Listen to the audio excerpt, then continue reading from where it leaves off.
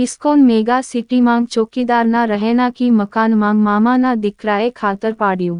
ISKCON mega city માંગ ચોકીદાર તરીકે ફરજ બજાવતા નટવરસિંહ ભગવાનસિંહ પરમાર પરિવાર સાથે સગાઈ પ્રસંગે બહારગામ ગયા હતા, ત્યારે નટવરસિંહે પોતાના ઘરની સંભાળ રાખવા તેઓના મામાના દીકરા અરવિંદસિંહને ઘરની ચાવી આપી ગયા હતા। બાદ પરત આવી ઘરમાં રાખેલા ઘઉંના ટીપડા માંગ રાખેલા સોના ચાંદીના દાગીના અને રોકડ મળી ન આવતા તેઓએ તેમના મામાના દીકરા અરવિંદસિંહ વિરુદ્ધ નીલમબાગ પોલીસ મથકમાં ચોરીની ફરિયાદ નોંધાવી હતી।